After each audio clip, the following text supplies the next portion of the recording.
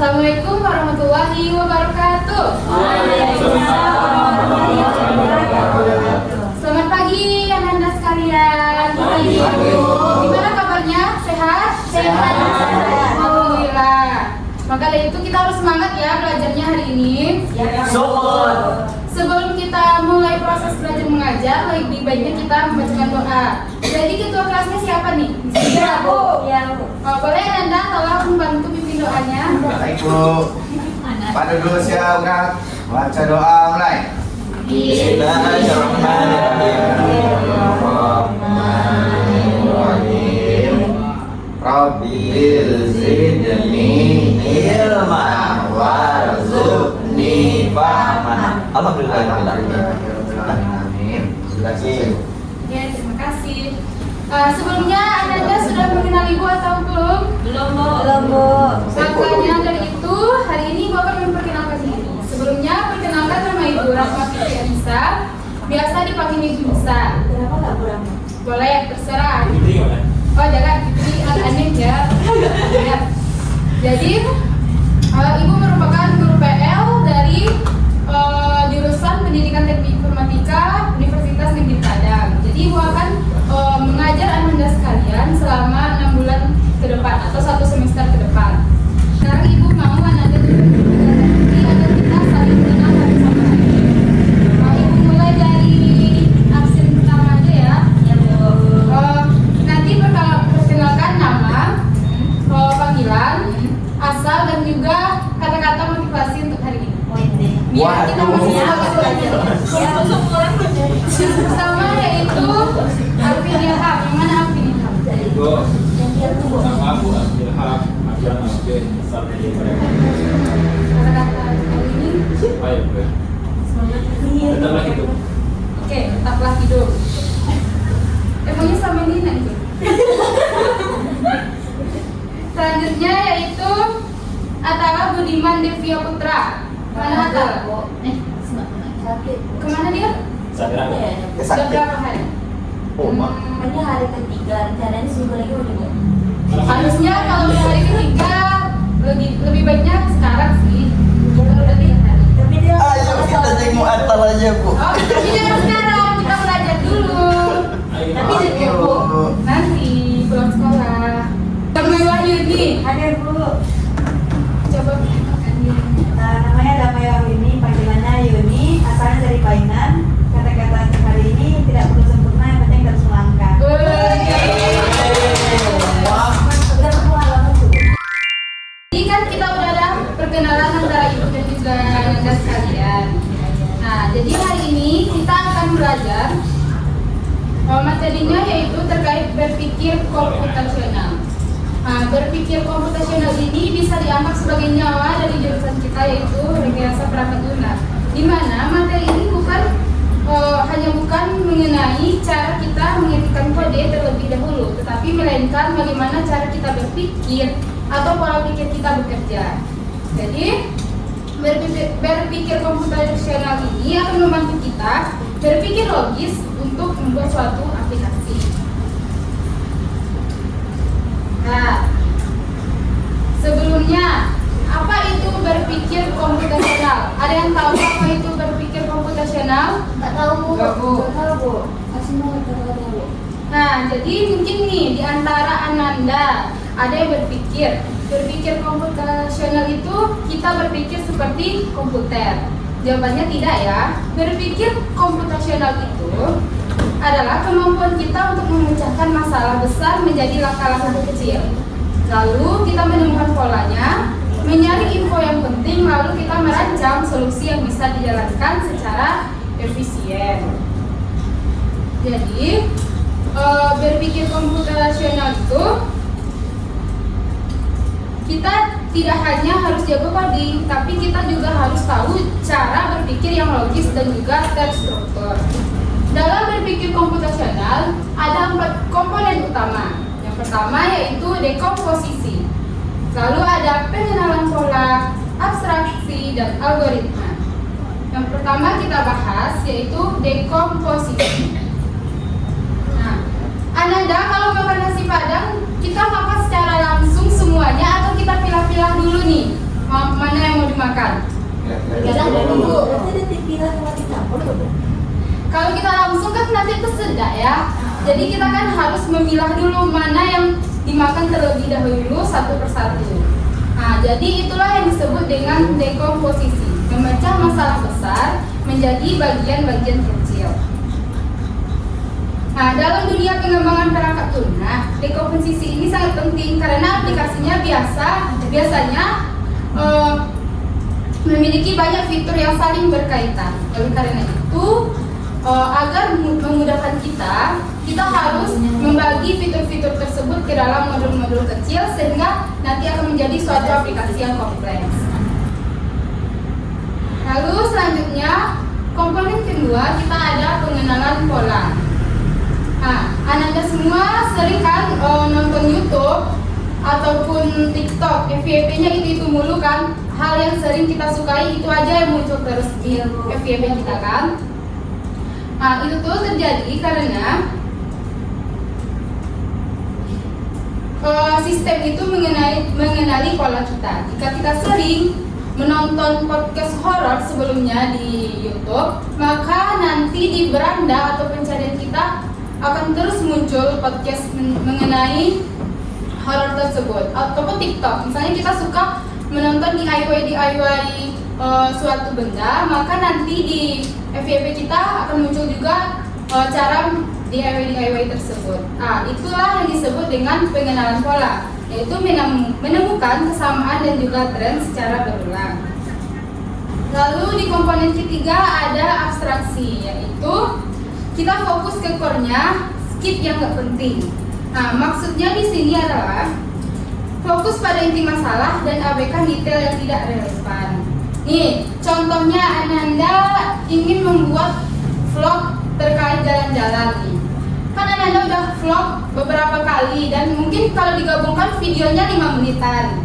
Nggak mungkin kan video 5 menit itu tanpa diedit Ananda post? Nah, supaya hasilnya lebih memuaskan kita perlu untuk mengeditnya dan membuang hal-hal yang tidak penting. Ya kan? Ya, Bu. Nah, jadi itulah yang disebut abstraksi. Ananda mengabaikan bagian-bagian yang tidak penting agar pesan utamanya tetap tersampaikan. Jadi abstraksi itu hanya fokus pada hal yang relevan saja.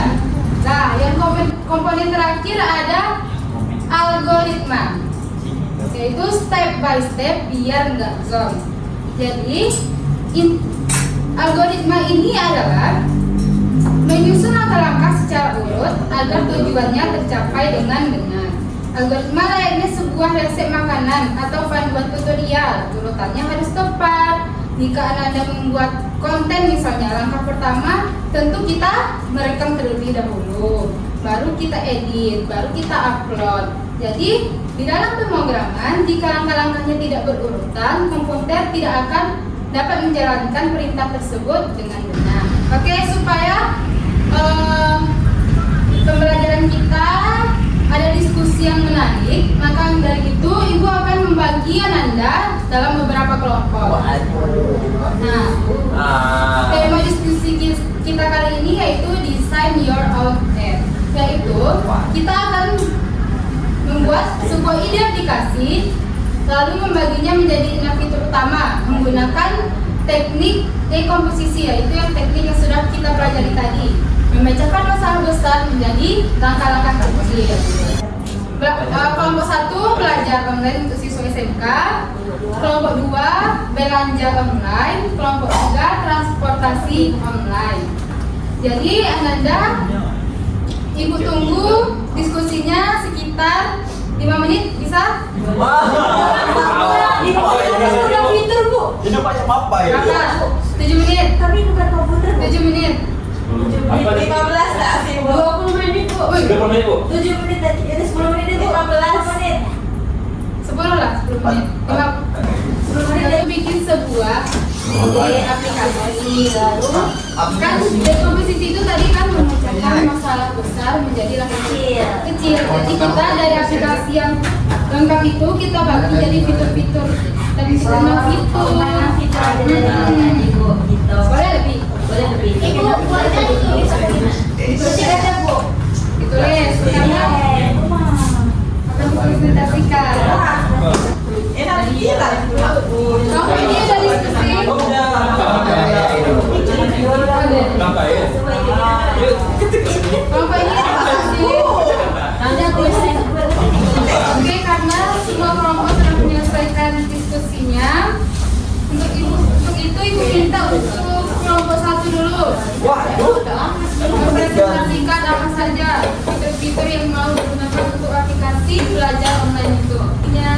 Baik, Assalamualaikum warahmatullahi wabarakatuh. Jadi, karena kita diminta untuk memecah sebuah website belajar online menjadi sebuah fitur-fitur kecil.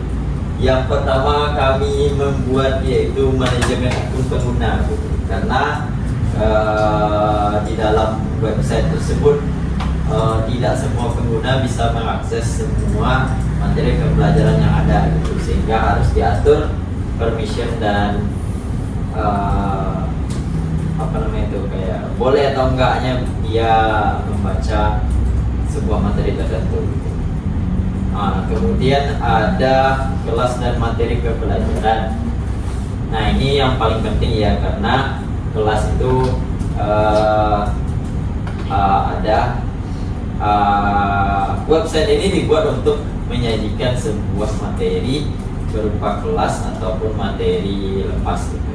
Kemudian ada nomor 3 itu menyediakan video pembelajaran interaktif gitu. Jadi selain materi pembelajaran yang dilakukan menggunakan PDF saja, ini ada juga fitur pembelajaran interaktif melalui video gitu. Kemudian untuk yang keempat itu adalah tugas dan evaluasi. Itu ada pengumpulan tugasnya, terus ada pula evaluasi yang diberikan kepada siswa berupa kuis dan lain-lainnya gitu. Kemudian ada forum diskusi. Ini sama-sama kita tahu ya, ada nanti siswa itu di dalam kelas tersebut bertanya atau saling melempar saling melempar pertanyaan dan saling menanggapi gitu, sehingga pembelajaran menjadi lebih interaktif dan meningkatkan level berpikir kritis dari siswa. Kemudian yang keenam itu adalah dashboard monitoring. Ini nggak bisa diakses oleh pelajar biasa ya. Ini harus diakses oleh pengajar, guru ataupun tenaga kependidikan gitu, sehingga melalui dashboard ini akan kelihatan performa dari masing-masing siswa tersebut gitu. Ini itulah 6 dari fitur utama kami. Nah, adakah yang ingin ditanyakan dulu kepada kelompok 1? Tidak ada pertanyaan, tidak ada Pak Bonus. Oke. Bagus, untuk kelompok 1 udah bisa merancang dengan teknik dekomposisi mengenai aplikasi belajar online. Ya. Tepuk tangan dulu untuk kelompok 1. Tepuk tangan untuk ChatGPT. Jadi apa yang Anda lakukan tadi itu merupakan salah satu contoh dari cara berpikir komputasional, yaitu teknik dekomposisi. Nah, jadi setelah kita mempelajari materi hari ini, apa sih kesimpulannya? Kesimpulannya yaitu berpikir komputasional adalah cara berpikir logis dan sistematis untuk menyelesaikan masalah. Tadi berpikir komputasional itu ada 4 komponen: dekomposisi, pengenalan pola, abstraksi, dan juga algoritma. Dengan menerapkannya, kita dapat berpikir lebih terstruktur dan lebih mudah menyelesaikan masalah dalam dunia teknologi maupun kehidupan kita sehari-hari. Jadi, setiap aplikasi yang viral yang kamu pakai hari ini adalah hasil dari berpikir komputasional dari seseorang. Jadi sekarang giliran Anda semua untuk berpikir seperti itu ya. Ibu rasa jam kita juga sudah habis. Ibu rasa cukup untuk pembelajaran hari ini. Untuk minggu depan kita akan melanjutkan. Yang tadi tuh kita baru merancang idenya. Minggu depan kita mungkin akan merancang desainnya bagaimana. Untuk itu Ibu meminta Ananda mungkin membawa buku dan juga pena ya. Ya, Bu. Sekian dari Ibu. Terima kasih atas perhatian Ananda sekalian. Wassalamualaikum warahmatullahi wabarakatuh. Waalaikumsalam.